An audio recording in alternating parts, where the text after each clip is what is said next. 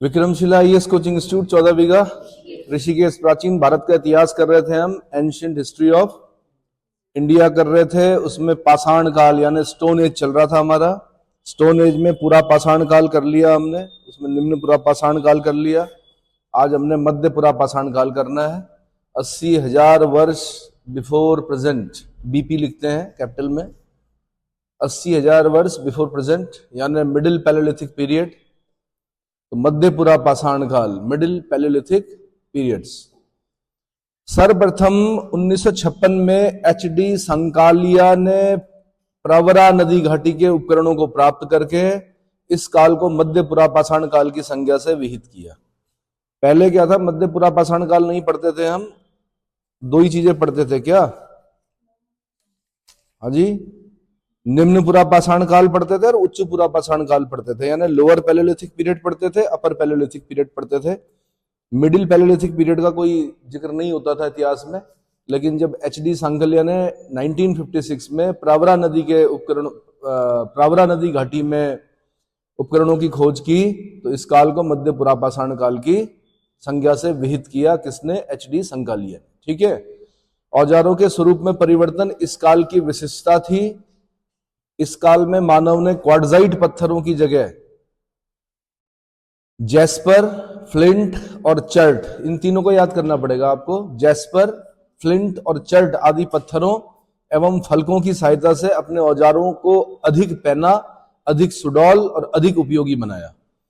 फलकों की अधिकता के कारण एच.डी. संकालिया ने मध्य पुरा पाषाण काल को फलक संस्कृति की भी संज्ञा प्रदान की है। तो फलक संस्कृति किसे कहा जाता है? आंसर मध्य पुरा पाषाण काल को। इतना क्लियर हो गया? फलक संस्कृति, मध्य पुरा पाषाण काल। इसी प्रकार के उपकरण पश्चिमी यूरोप में मुस्तूरियन संस्कृति में प्रयोग किए जाते थे, इसलिए इन उपकरणों को मुस्तूरियन संस्कृति की संज्ञा से भी विहित किया जाता है। अब मुस्तूरियन कहाँ हुआ आपका? पश्चिमी यूरोप, वेस्टर्न यूरोप में पड़ता है। वहां पर भी बिल्कुल ऐसे ही औजार मिले हैं, ऐसे ही उपकरण मिले हैं, तो इसलिए इन उपकरणों को मुस्तूरियन संस्कृति की संज्ञा से विहित किया गया। इस काल में भी मानव भोजन संग्राहक ही था, किंतु अब वह गुफाओं एवं कंदराओं में वास करने लगा था। इसमें गुफाओं एवं कंदराओं में वास करने लगा था।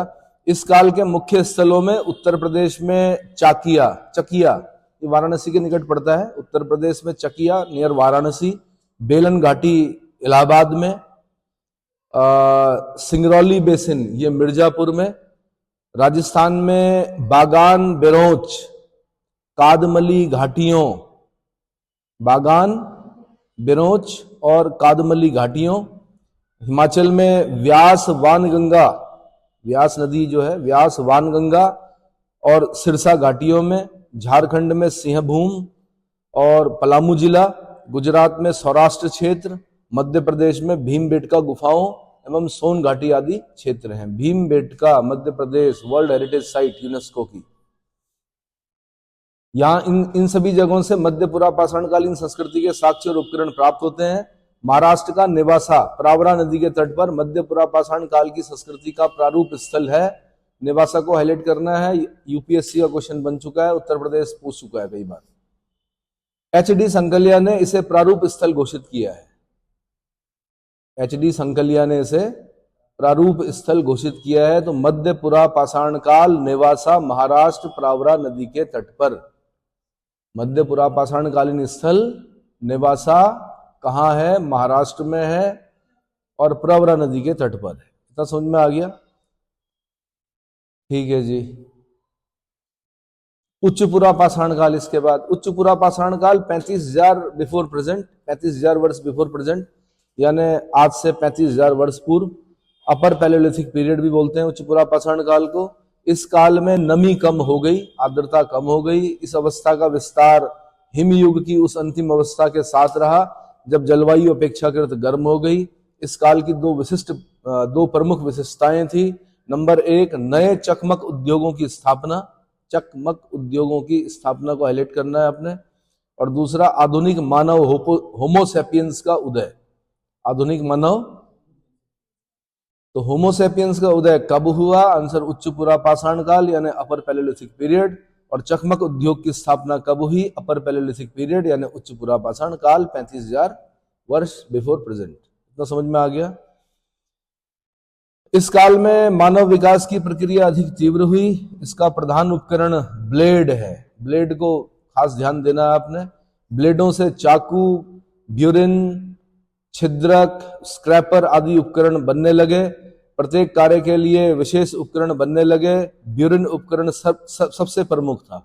ब्यूरिन उपकरण सबसे प्रमुख था। इसके अतिरिक्त अस्थि निर्मित उपकरण भी प्राप्त होते हैं। इस काल में भी मानव पूर्णतया प्रकृति आश्रित एवं आखेट पर निर्भर था।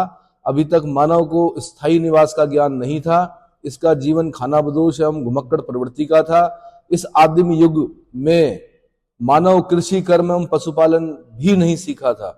बर्तनों का निर्माण करना भी नहीं जानता था। अग्नि प्रयोग की अज्ञानता, अग्नि प्रयोग से अनभिज्ञ था, यानी अग्नि प्रयोग की अज्ञानता के कारण कच्चा मांस खाता था। अभी भी मानव सिर्फ खाद्य उपभोक्ता एवं खाद्य संग्राहक बना रहा, उत्पादक नहीं बन सका। इस काल के विशिष्ट स्थलों में बेलन और सोन घाटी उत्तर प्रदेश में, बेलन और सोन घाटी उत्तर प्रदेश में, भीमबेटका, जोगदहा, बबूरी और रामपुर ये मध्य प्रदेश में, सिंहभूम झारखंड में, इनाम गांव, भदणे और पटने ये महाराष्ट्र में, कुरनूल गुफाएं, रेनीगुंटा, बेमुला ये आंध्र प्रदेश में, शोरपुर दोआब ये कर्नाटक में, पुष्कर राजस्थान में, बिसदी गुजरात में, ये सब स्थल हैं जहां से ब्लेड के बने उपकरण प्राप्त होते हैं। मिर्जापुर क्षेत्र के बेलन घाटी में स्थित लोहदा नाले से उच्च पुरापाषाणकालीन यानी अपर पैलेलिथिक पीरियड की अस्थि निर्मित मातृ देवी की एक प्रतिमा प्राप्त हुई है, जो कौसाम्बी संग्रहालय में सुरक्षित रखी गई है। बहुत बहुत इंपॉर्टेंट, लोहदा नाला या लोहदा नाले से यानी बेलन घाटी, मिर्जापुर जो उत्तर प्रदेश में पड़ता है, बेलन घाटी में, बेलन नदी घाटी, लोहदा नाला पुरापाषाणकालीन यानी अपर पैलेलिथिक पीरियड की अस्थि निर्मित मातृ देवी की हड्डियों से बनी हुई मातृ देवी की एक प्रतिमा प्राप्त हुई है, जो कहां पर रखी गई है? कौसाम्बी संग्रहालय में सुरक्षित रखी गई है। क्लियर हो गया। इस काल के सांस्कृतिक साक्ष्य सर्वप्रथम बेलन घाटी से ही प्राप्त होते हैं। मध्य प्रदेश के रायसेन जिले में स्थित भीमबेटका, बहुत इंपॉर्टेंट, यूनेस्को की world heritage site, Madhya Pradesh के रायसेन जिले में स्थित भीमबेटका शैलाश्रयों एवं गुफाओं से प्रागैतिहासिक कालीन चित्रकला का श्रेष्ठ उदाहरण प्राप्त होते हैं।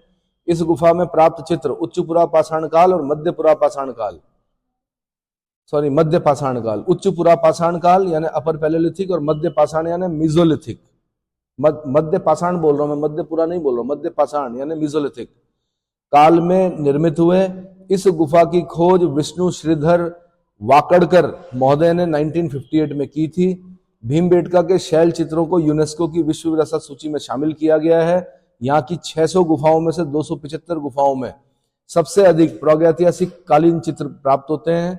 यहाँ से वाकड़कर महोदय ने नीले रंग के कुछ पाषाण खंड प्राप्त किए हैं, जिनका प्रयोग चित्रों के निर्माण में होता था, जिनका प्रयोग चित्रों के निर्माण में होता था। तो अब यहां तक हमने क्या किया, जो डिवीजन हमने पढ़ा था इसका, प्रागैतिहासिक काल का डिवीजन पढ़ा था ना हमने, पूरा पाषाण काल या पूर्व पाषाण काल या पैलेलिथिक पीरियड, उसके 3 पीरियड जो हमने पढ़े थे, लोअर पैलेलिथिक, मिडिल पैलेलिथिक और अपर पैलेलिथिक। तो ये तीनों हम क्या कर चुके हैं, बता चुके हैं। इसके बाद अब आता है मध्य पाषाण काल। ये 12,000 वर्ष बीपी यानी 12,000 वर्ष पूर्व, आज से 12,000 वर्ष पूर्व, मेसोलिथिक पीरियड। उच्च पुरापाषाण काल का अंत 12,000 ईसा पूर्व के आसपास हिमयुग के अंत के साथ साथ हुआ। इस काल में जलवायु गर्म एवं शुष्क हो गई, पेड़ पौधों और जीव जंतुओं की स्थिति में भी परिवर्तन आया और मानव नए क्षेत्रों की ओर अग्रसर हुआ। प्रस्तर युगीन संस्कृति में 12,000 ईसा पूर्व से 6,000 ईसा पूर्व तक एक मध्यवर्ती अवस्था आई, जिसे मध्य पाषाण युग यानी मेसोलिथिक पीरियड की संज्ञा दी जाती है। तो 12,000 ईसा पूर्व से 6,000 ईसा पूर्व को याद करना है आपने, मध्य पाषाण काल। मध्य पूरा लगने से पीछे चले जाएंगे हम, अगर हमने पूरा लगा दिया तो 80,000 वर्ष पहले चले जाएंगे, और अगर हम सिर्फ मध्य पाषाण काल बोल रहे तो 12,000 वर्ष पूर्व से 6,000 वर्ष पूर्व के बीच में। इस काल को पुरापाषाण काल एवं नवपाषाण काल के मध्य संक्रमण काल माना जाता है। इस काल के लिए मेसोलिथिक शब्द का सर्वप्रथम प्रयोग हार्डर वेस्ट्रॉक ने 1866 में किया था। हार्डर वेस्ट्रॉक ने 1866 में किया था। मध्य पाषाण काल की जानकारी सर्वप्रथम 1867 ईस्वी में CL कार्लाइल ने विंध्य क्षेत्र में लघु पाषाण यानी माइक्रोलिथिक उपकरण की खोज द्वारा किया। अब जो उपकरण थे वो छोटे थे, पत्थर से थे लेकिन कैसे थे, छोटे थे। माइक्रोलिथिक उपकरण की खोज की किसने, CL कार्लाइल ने 1867 में। इस काल में शिकार करने की तकनीक में परिवर्तन आया। अब वह बड़े जानवरों के साथ छोटे जानवरों का शिकार करने लगे। छोटे जानवरों का शिकार करने के लिए लघु पाषाण उपकरणों यानी छोटे पत्थर के औजारों का प्रयोग प्रारंभ हुआ। इनमें कुंठित तथा टेढ़े मेढ़े ब्लेड, छिद्रक, स्क्रैपर, ब्यूरिन, बेधक, चांद्रिक आदि प्रमुख हैं। हड्डी एवं सिंग के भी उपकरण प्राप्त होते हैं। ये उपकरण ज्यामितीय आधार पर बने हैं। कुछ उपकरण त्रिभुज एवं समलंब चतुर्भुज आकार के हैं। इस काल में ही सर्वप्रथम तीर कमान का भी विकास हुआ। वेरी इंपॉर्टेंट, तीर कमान का विकास मध्य पाषाण काल, मेसोलिथिक पीरियड। इस काल के स्थलों में कब्रिस्तान का उत्खनन अधिक हुआ है। भारत में मानव अस्थिपंजर सर्वप्रथम इसी काल में प्राप्त होते हैं। वेरी इंपॉर्टेंट, सबसे पहले मानव अस्थिपंजर किस काल के मिले हैं भारत में, मेसोलिथिक पीरियड यानी मध्य पाषाण काल के 12,000 से 6,000 बीपी। यही कारण है कि शवों को दफनाने की प्रथा का आरंभ इसी काल से माना जाता है, यानी शवों को दफनाने लगा कौन, मानव। इस काल के पुरास्थल राजस्थान, गुजरात, आंध्र प्रदेश, मध्य प्रदेश, बिहार, उत्तर प्रदेश, पश्चिम बंगाल, कर्नाटक और तमिलनाडु राज्यों से प्राप्त होते हैं। राजस्थान के भीलवाड़ा जिले में Bagaur, very important, Mesolithic site, मध्य पाषाण कालीन साइट। बागौर भारत का सबसे बड़ा मध्य पाषाण कालीन स्थल है। बागौर कहां पड़ा, राजस्थान में पड़ा। VN मिश्र ने 1968 ईस्वी से 1970 ईस्वी तक इसका उत्खनन कार्य किया। किसने किया कार्य, VN मिश्र। यहां पर इस काल के पाषाण उपकरण के साथ साथ लौह काल के उपकरण भी प्राप्त होते हैं। यहां के पाषाण उपकरणों के साथ मानव कंकाल भी प्राप्त हुआ है। यहीं से प्राचीनतम पशुपालन के साक्ष्य भी प्राप्त होते हैं। प्राचीनतम पशुपालन के साक्ष्य कहां से प्राप्त होते हैं, आंसर बागौर, राजस्थान से। मध्य पाषाण कालीन स्थलों में बागौर एवं आदमगढ़ से पशुपालन के प्राचीनतम साक्ष्य प्राप्त होते हैं। तो दो साइट्स हो गई आपकी, कौन कौन, बागौर और आदमगढ़। अर्थात पशुपालन का प्रारंभ मध्य पाषाण काल के अंतिम चरण में हुआ। मध्य पाषाण काल यानी मेसोलिथिक पीरियड के अंतिम चरण में हुआ। दिलवाड़ा क्षेत्र के दो सांस्कृतिक चरण के अवशेष प्राप्त होते हैं। दिलवाड़ा क्षेत्र से यहां प्रथम चरण में सूक्ष्म औजार, द्वितीय चरण में चाक निर्मित मिट्टी के बर्तन और लोहे के टुकड़े प्राप्त होते हैं। बड़ी बात है, बर्तन चाक वाले, है ना, कुम्हार जो होता है चाक पर बर्तन बनाता था। गुजरात में स्थित लंगनाज इस काल का महत्वपूर्ण पाषाणिक स्थल है। इसका उत्खनन कार्य HD सांकल्या, B Subbarao, AR Kennedy जैसे पुराविदों द्वारा कराया गया। यहाँ लघु पाषाण उपकरणों के साथ पशुओं की हड्डियां, कब्रिस्तान तथा कुछ मिट्टी के बर्तन प्राप्त हुए हैं। पाषाण उपकरणों में फ्लेक उपकरण भी अधिक हैं।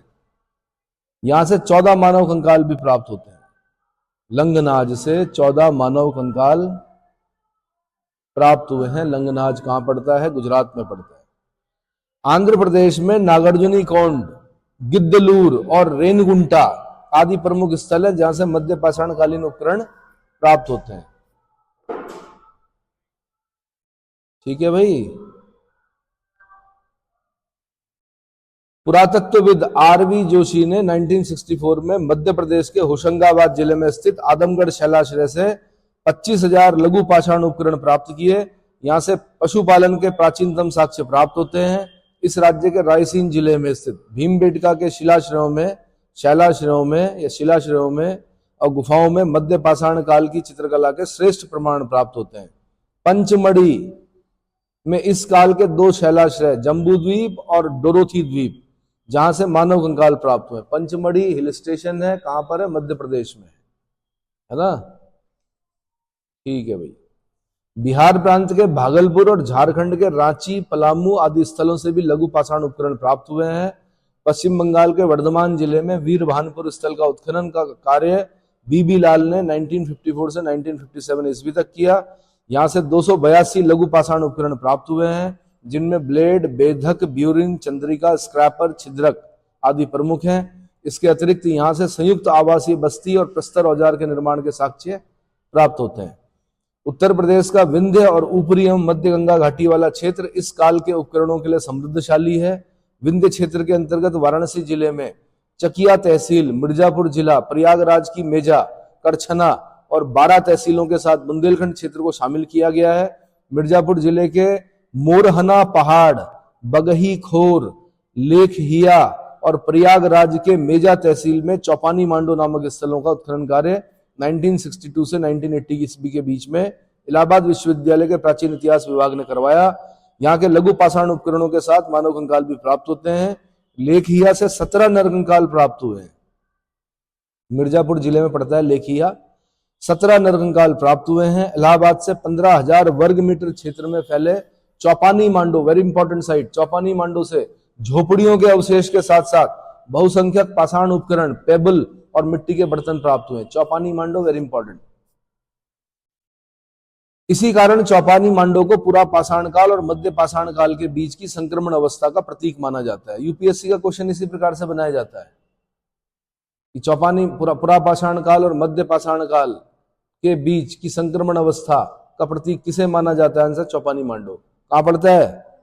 इलाहाबाद के पास, प्रयागराज के पास। प्रयागराज के अन्य मध्य पाषाण कालीन स्थलों में कुंडा, बिछिया, भीखपुर, जमुनीपुर, फूलपुर तहसील। ये फूलपुर बड़ा इंपॉर्टेंट है। पंडित जवाहरलाल नेहरू यहीं से लड़ते थे इलेक्शन लोकसभा का।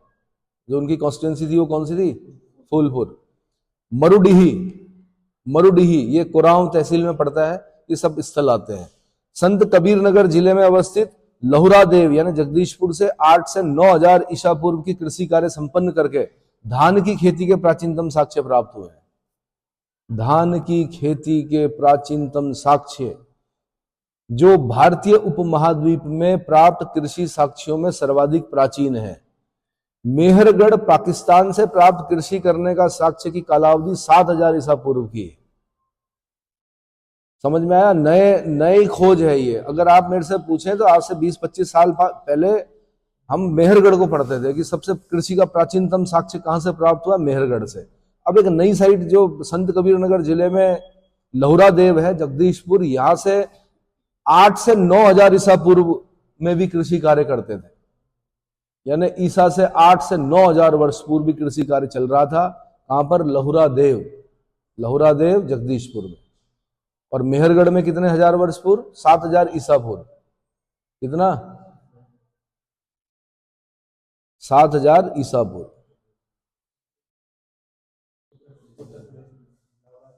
तो संत कबीर नगर उत्तर प्रदेश में पड़ता भाई, जिला जो है। मध्य पाषाण कालीन स्थलों में प्रतापगढ़ जिले के सराय नाहर राय, बहुत इंपॉर्टेंट, सराय नाहर राय इंपॉर्टेंट है। महदहा और दमदमा स्थलों के उत्खनन इलाहाबाद विश्वविद्यालय के प्राचीन इतिहास विभाग के भूतपूर्व अध्यक्ष GR शर्मा तथा उनके सहयोगियों द्वारा कराया गया। मैदा स्थल की खोज शारदा सहायक नहर परियोजना की जौनपुर नहर की शाखा को चौड़ा करने के संदर्भ में हुआ। इस चौड़ीकरण के दौरान यहां से अधिकांश नरकंकाल कट गए थे। GR शर्मा ने महदहा के 3 क्षेत्रों, झील क्षेत्र, बूचड़खाना संकुल क्षेत्र और कब्रिस्तान निवास क्षेत्र का वर्णन किया है। बूचड़खाना क्षेत्र से बहुतायत मात्रा में पशुओं की हड्डियां और सिंग निर्मित उपकरण एवं आभूषण प्राप्त हुए हैं। सराय नाहर की खोज KC ओझा ने किया। इस स्थल से लघु पाषाण उपकरणों के साथ अस्थि एवं सिंग निर्मित उपकरणों और मृग श्रृंग के छल्ले एवं आभूषण प्राप्त हुए हैं। यहीं से 12 शवाधानों और 8 गर्त चूल्हों के भी अवशेष प्राप्त हुए हैं। गर्त चूल्हे मतलब खड्डे वाले चूल्हे जो होते हैं। शवाधानों से तत्कालीन मृतक संस्कार विधि का ज्ञान प्राप्त होता है। चूल्हों से प्राप्त पशुओं की अधजली हड्डियों से पता चलता है कि इनका उपयोग मांस भुनने के लिए किया जाता था। सराय नाहर राय से मानवीय आक्रमण या युद्ध का महत्वपूर्ण साक्ष्य प्राप्त होता है। सराय नाहर से मानवीय आक्रमण या युद्ध का महत्वपूर्ण साक्ष्य प्राप्त होता है, इंपॉर्टेंट। यहां से एक कंकाल में शरीर में चुभा हुआ तीर प्राप्त हुआ है। क्या प्राप्त हुआ है? तीर प्राप्त हुआ है। दमदमा से प्राप्त पाषाण उपकरणों में ब्लेड, फलक, ब्यूरिन, छिद्रक, चंद्रिक चांद्रिक आदि हैं। हड्डी एवं सिंग निर्मित आभूषण, सिल और हथौड़े के टुकड़े भी प्राप्त होते हैं। यहाँ के सबसे महत्वपूर्ण अवशेष 41 मानव शवाधानों एवं गर्त चूल्हे मिले हैं। एक शवाधान में 3 मानव कंकाल प्राप्त हुए हैं, 3 मानव कंकाल एक साथ। दमदमा के पशुओं की हड्डियों का अध्ययन पीके थॉमस और पीके जोगलेकर ने किया है। दमदमा के पशुओं की हड्डियों का अध्ययन, तो ये प्रतापगढ़ जिला पड़ता है उत्तर प्रदेश में। सरायनहार राय, मैदहा और दमदमा, ये तीनों स्थल इंपॉर्टेंट है। अन्य मध्य पाषाणकालीन स्थलों में कर्नाटक के बेलारी जिले में स्थित संगनकल्लू टेरी स्थल, ये टेरी स्थल जो तमिलनाडु के तिरुनेलवेली जिले में पड़ता है, ये है जहां से लघु पाषाण उपकरण प्राप्त होते हैं। टेरी स्थल वस्तुतः बालू का स्तूपों पर पाए गए पुरा स्थल है, जो तमिलनाडु के पूर्वी तट पर तिरुनेलवेली में वायुजनित निक्षेपों से निर्मित बालू के टीले हैं, जिन्हें स्थानीय भाषा में टेरी कहते हैं। वायुजनित निक्षेपों से निर्मित यानी डिपोजिशन, हवा ने रेत उड़ाई और एक जगह पे इकट्ठी कर दी, टीले बना दी, उनको तमिलनाडु में टेरी कहते हैं, तो इसलिए टेरी स्थल। ठीक है, इसलिए यहां से मध्य पाषाणकालीन स्थलों को टेरी स्थल संज्ञा प्रदान की गई है। इन स्थलों की खोज रॉबर्ट ब्रूस फूट ने की थी। इसने इस प्रकार मध्य पाषाण काल में भी मानव प्रकृति पर आश्रित था और मुख्य रूप से वह शिकार करता और खाद्य संग्राहक बना रहा। इस काल के अंत तक मानव बर्तन बनाना और पशुपालन करना तथा कृषि कार्य करना प्रारंभ कर दिया था। भीमबेटका, आदमगढ़ और लाखा जुआर, ये लाखा जुआर मध्य प्रदेश में पड़ता है। मुरहना पहाड़, ये उत्तर प्रदेश में पड़ता है। कूपा गल्लू कर्नाटक में पड़ता है। आदि स्थलों में भी पत्थर की गुफाओं की दीवारों पर बनाए गए चित्रों और नक्काशियों के से मध्य पाषाण युग के सामाजिक और आर्थिक क्रियाकलाप से संबंधित जानकारी मिलती है। सरायनहार और मैदहा की समाधियों से इस काल के लोगों की अंत्येष्टि संस्कार विधि के संदर्भ में ज्ञान प्राप्त होता है। वे अपने मृतकों की समाधियों में गाड़ते थे और साथ में खाद्य पदार्थ, औजार और अन्य सामग्रियां भी रखते थे, जिससे उनको उनके लोकोत्तर जीवन में विश्वास का पता चलता है, यानी पारलौकिक जीवन में विश्वास का पता चलता है। इतना समझ में आ गया। उसके बाद आता है भाई नवपाषाण काल। क्या आता है? नवपाषाण काल यानी नियोलिथिक पीरियड, आज से 10,000 वर्ष पूर्व, 10,000 बीपी, 10,000 वर्ष बीपी, बिफोर प्रेजेंट। वैश्विक स्तर पर नवपाषाण काल 10,000 ईसा पूर्व से तथा भारत में 7,000 ईसा पूर्व से प्रारंभ होता है। नवपाषाण काल अर्थात नियोलिथिक शब्द का सर्वप्रथम प्रयोग जॉन लुबाक ने 1865 में अपनी पुस्तक प्री हिस्टोरिक टाइम्स में किया था। भारत में नवपाषाणकालीन उपकरण सर्वप्रथम पुरातत्वविद H.M. कृष्ण को कर्नाटक के लिंगसुगूर जगह का नाम है, से 1842 में प्राप्त हुआ था, जबकि उत्तर प्रदेश में प्रथम नवपाषाणकालीन उपकरण ले मसूरिये ने प्राप्त किया था। नवपाषाणकालीन उपकरणों में सर्वाधिक संख्या कुल्हाड़ियों की है। अन्य उपकरणों में वसूला, छैनी, रुखानिया, हथौड़े आदि थे। इस काल की प्रमुख विशेषता कृषि एवं पशुपालन का प्रारंभ, पॉलिशदार पाषाण उपकरण और मिट्टी के बर्तनों का निर्माण है। इस काल में कृषि कार्य का प्रारंभ मानव सभ्यता के इतिहास में क्रांति के रूप में माना गया। अब मानव खाद्य संग्राहक से खाद्य उत्पादक बन गया। क्या बन गया? खाद्य संग्राहक से खाद्य उत्पादक बन गया। इस काल में मानव ने स्थायी जीवन जीना प्रारंभ किया। स्थायी आवासों के निर्माण से परिवार, कुटुंबों का विकास और ग्राम समुदायों का प्रारंभ हुआ। मृद भांडों का निर्माण, चाक का आविष्कार और अन्य शिल्प उद्योगों का विकास इसी काल की मुख्य विशिष्टताएं थी। भारतीय उपमहाद्वीप में इस काल की प्राचीनतम बस्ती पाकिस्तान के बलूचिस्तान में मेहरगढ़ है। इसकी तिथि ईसा पूर्व 7,000 मान्य है।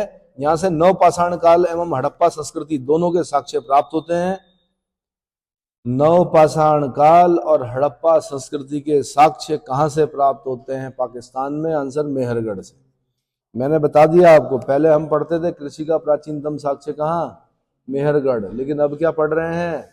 लहुरा देव जगदीशपुर संत कबीर नगर जिला उत्तर प्रदेश। कारण क्योंकि यहाँ पे 8 से 9,000 ईसा पूर्व के कृषि के साक्ष्य मिले हैं, वो भी किसके? धान की खेती के। धान मतलब जिसमें से, हाँ जी, अच्छा, धान से क्या निकलता है? गजब। धान से चावल निकलता है भाई, है ना? क्या होगा? चिंताजनक है भाई ये तो। वो तो शुक्र है मैं नाम नहीं ले रहा हूं, है ना?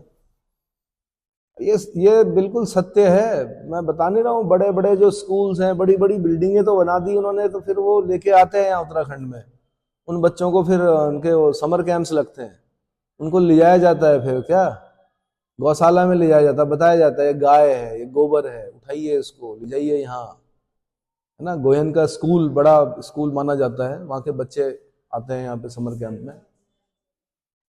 तो वो लोग क्या करते हैं, उन बच्चों को फिर बताते हैं कि भाई ये गाय है, ये भैंस है, ये सीढ़ी नुमा खेत है, ये धान का खेत है, इससे चावल निकलता है। बड़े आश्चर्यचकित होते हैं वो बच्चे, अच्छा सर चावल मतलब इसमें से निकलता है, गेहूं मतलब ऐसे पैदा होता है। उनको ये भी नहीं पता कि ब्रेड किससे बना होता है। तो अब बच्चे हैं तो कहां से, तो उनको सिखा रहे हैं, वो इसी को बोलते हैं स्कूलिंग। क्या खाली रटा दिया तोता बना दिया, बन गए। रटंत विद्या घुटंत पानी, ऐसी विद्या कभी ना आनी। तो प्रैक्टिकल बताते हैं उनको, क्या बताते हैं, सारी चीजें समझाई जाती हैं।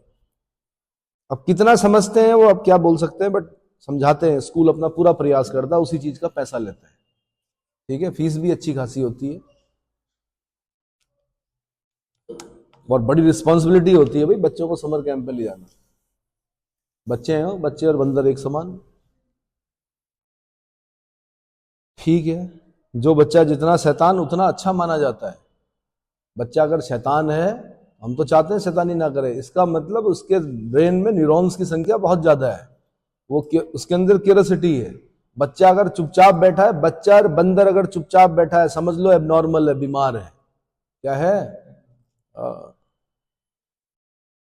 और आपकी अवस्था तक आते आते अगर आप सीरियस नहीं हो रहे हो, तो वो भी उसका कारण भी ये प्राकृतिक कारण है, हार्मोनियल जो हार्मोन्स हैं। लेकिन उनको कंट्रोल करके जिन लोगों ने अध्ययन किया वो बहुत अच्छी जगहों पर पहुंचे, ठीक है? थोड़ा सा क्या करना पड़ता है। चलिए जी, कहां कहां तक बताया मैंने आपको? कृषि कार्य मानव सभ्यता। हाँ जी,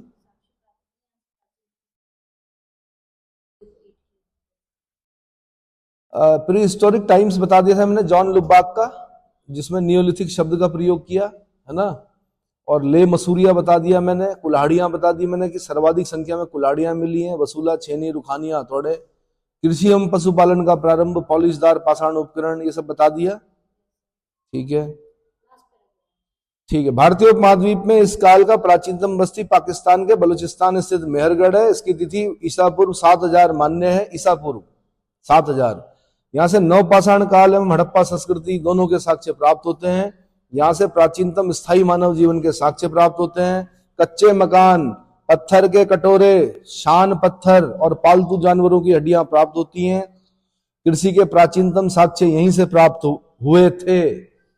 लेकिन मैंने कहा कि अब क्या बोलना है आपने,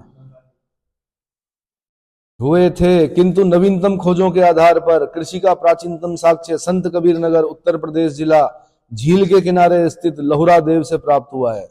यहाँ चावल की कृषि के साक्ष्य 9000 से 8000 ईसा पूर्व तक के प्राप्त हुए हैं। बताओ, तब भी चावल खा रहे थे, आज से कितने साल पहले? 11000 साल पहले। अभी भी चावल ही खा रहे हैं, है ना? यहां लोग गेहूं, जौ, कपास की खेती करते थे। किसकी?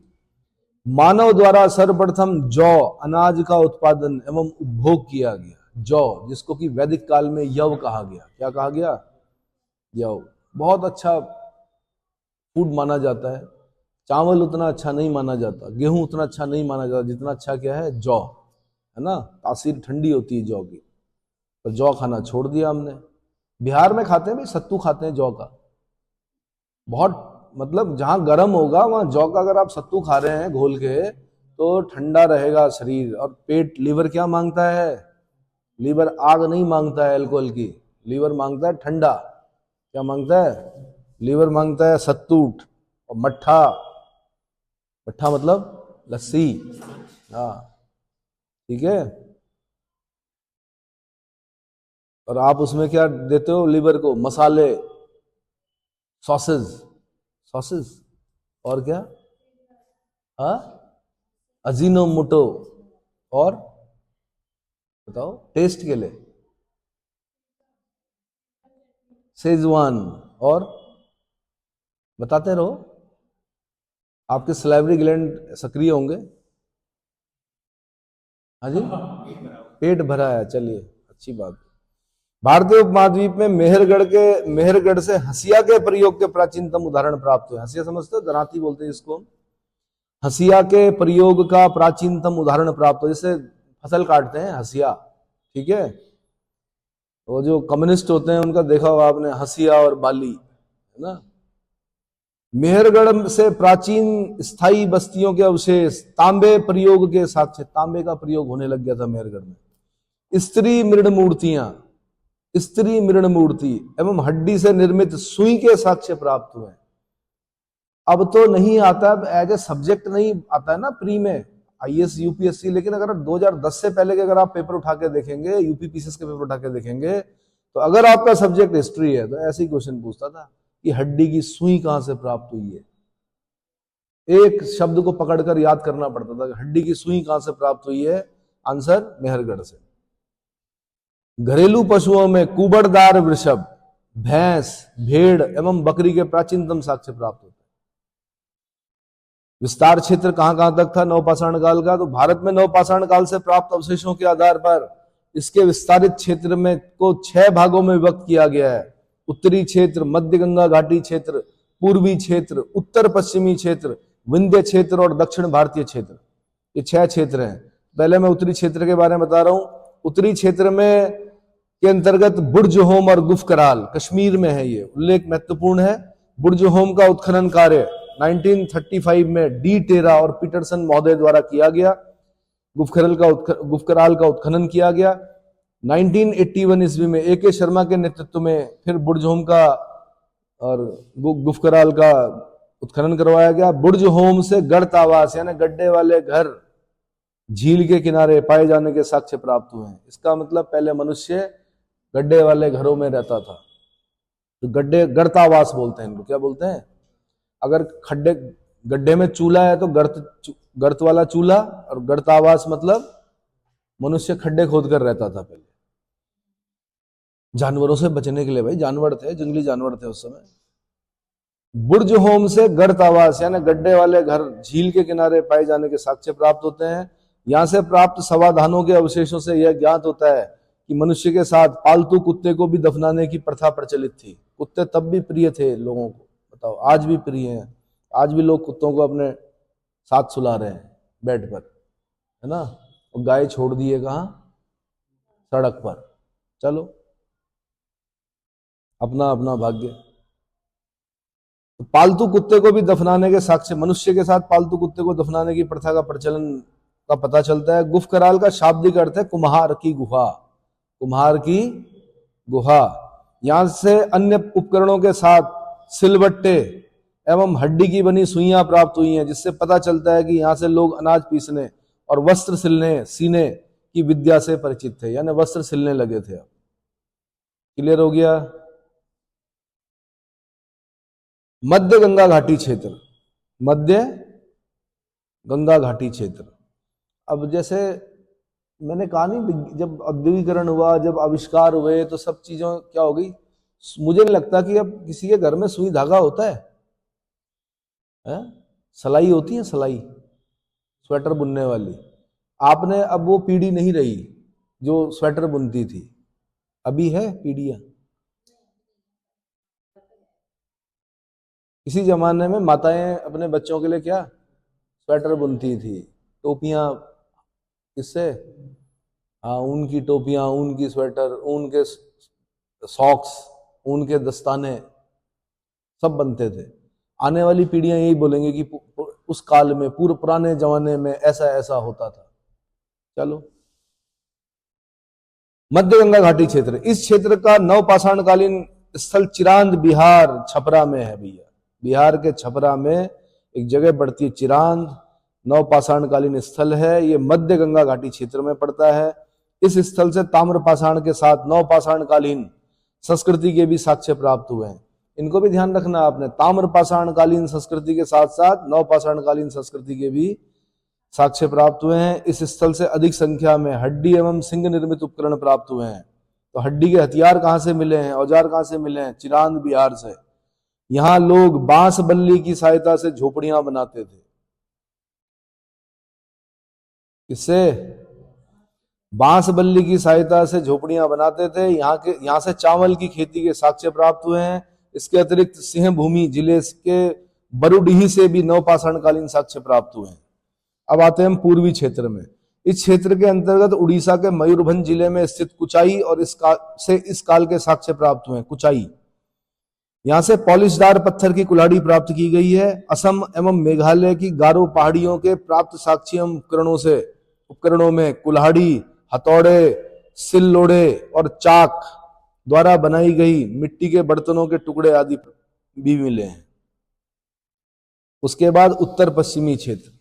उत्तर पश्चिमी, इस क्षेत्र के प्रमुख स्थलों में राजस्थान का बागौर और बालाथल महत्वपूर्ण है। बागौर से मध्य पाषाण कालीन, ताम्रयुगीन और लौहकालीन संस्कृतियों के उपकरण प्राप्त होते हैं। यहां से कृषि एवं पशुपालन के साक्ष्य भी प्राप्त होते हैं। बालाथल से प्राप्त मृद भांड हड़प्पा संस्कृति के मृद भांडों के समान है। इस स्थल से क्रमिक विकास के 22 स्तर प्राप्त होते हैं। इस स्थल से हड़प्पा सभ्यता के भी तत्व प्राप्त होते हैं। तो बड़ा इंपॉर्टेंट है भाई, कौन सी जगह? बागौर, है ना, उत्तर पश्चिमी क्षेत्र। उसके बाद आता है विंध्य क्षेत्र। इस क्षेत्र के प्रमुख स्थलों में प्रयागराज के बेलन नदी घाटी के निकट स्थित कोल्डी हवा, कौन सी जगह? कोल्डी हवा, महगढ़ा, पंचोहो और चौपानी मांडो आदि प्रमुख स्थल हैं। कोल्डी हवा से नवपाषाण कालीन, ताम्र और लौहकालीन संस्कृतियों के साक्ष्य भी प्राप्त होते हैं। कोल्डी हवा से धान की खेती के भी साक्ष्य प्राप्त हुए हैं। यहां से चावल एवं जले हुए धान की बालियां प्राप्त होती हैं। लहुरा देव के बाद यह धान का साक्ष्य का दूसरा स्थल है। पहले हम पढ़ते थे कि चावल का प्राचीनतम साक्ष्य कहां से प्राप्त होता है, आंसर कोल्डी हवा। लेकिन अब आपको पढ़ना है लहुरा देव। क्या पढ़ना है? लहुरा देव। यह धान ओराइजा सटाइवा किस्म का है। सटाइवा किस्म का है, उसका बॉटनिकल नेम होता है, धान का बॉटनिकल नेम ओराइजा सटाइवा किस्म का है। महगढ़ा एवं पंचोह से गोल आकार वाली प्रस्तर की कुल्हाड़ी एवं रहने के लिए गोलाकार झोपड़ियों के साक्ष्य प्राप्त हुए हैं। चौपानी मांडो से मधुमक्खी के छत्ते के आकार की झोपड़ियां एवं पुरा पाषाण काल से लेकर नव पाषाण काल तक की 3 अवस्थाओं का अनुक्रम प्राप्त होता है। कहां से? चौपानी मांडो। कहां से भाई? ये विंध्य क्षेत्र में पड़ता है चौपानी मांडो। अगला है दक्षिण भारतीय क्षेत्र। तो दक्षिण भारत में पाई गई नवपाषाण कालीन बस्तियां 2500 ईसा पूर्व से अधिक प्राचीन नहीं पाई गई। पय्यमपल्ली तमिलनाडु का एक प्रसिद्ध नवपाषाण कालीन स्थल है। इन स्थलों से पॉलिशदार प्रस्तर, कुल्हाड़ियां, सलेटी और काले रंग के मिट्टी के बर्तन, हड्डी से निर्मित उपकरण प्राप्त होते हैं। इस काल के लोगों को कृषि एवं पशुपालन का ज्ञान था। मिट्टी तथा सरकंडों की सहायता से गोलाकार एवं चौकोर आवास बनाए जाते थे। यहाँ के लोगों को कुंभकारी एवं चित्रकारी का भी ज्ञान था। कृषि कार्यों में कुथली, रागी, चना, मूंग आदि का उत्पादन किया जाता था। संगनकल्लू, पिकलीहल, उतनूर, कूपगढ़, कोडक्कल और फलवाए से राख के ढेर के साक्ष्य प्राप्त हुए हैं। उत्तर प्रदेश मेंस में पूछा इन्होंने। संगनकल्लू, पिकलीहल, उतनूर, कूपगल, कोडक्कल और फलवाए से राख के ढेर के साक्ष्य प्राप्त होते हैं। इस प्रकार नवपाषाण काल की संस्कृति अपने पूर्व की संस्कृतियों की तुलना में अधिक विकसित थी। इस काल में कृषि, पशुपालन, बर्तन बनाना, वस्त्रों की सिलाई, पहिए का आविष्कार है, खास ध्यान देना है। स्थायी आवास का निर्माण, ग्राम संस्कृति की स्थापना एवं पत्थरों के उपकरणों पर पॉलिश आदि ने लोगों के जीवन को स्थायित्व प्रदान किया। गार्डन चाइल्ड ने इन्हीं विशेषताओं को देखकर इस काल को नवपाषाण कालीन क्रांति की संज्ञा से विहित किया। मानव द्वारा अग्नि का प्रयोग इस काल की प्रमुख विशेषता थी। अग्नि के प्रयोग से भोजन एवं कच्ची मिट्टी के बर्तन पकाए जाने की तकनीक प्रारंभ हुई। यानी भोजन को पकाकर, मांस को जलाकर खाने लगे, पकाकर खाने लगे। इतना समझ में आ गया? तो ये इतना है, बाकी फिर मैं इसको इसके वो शॉर्ट नोट्स कैसे बनाते हैं वो भी बताऊंगा, लेकिन उससे पहले मैं अगला टॉपिक बताऊंगा आपको अगले लेक्चर में। कौन सा? पहले कुछ क्वेश्चंस बताऊंगा कैसे कैसे क्वेश्चन बनते हैं, उसके बाद ताम्रपाषाण संस्कृति पे चलेंगे, चालकोलिथिक एज पर चलेंगे, कैलकोलिथिक एज पर। ठीक है, चालकोलिथिक कैलकोलिथिक अलग अलग बोलते हैं। तो चालकोलिथिक एज, ताम्रपाषाण युगीन संस्कृति अगले लेक्चर में।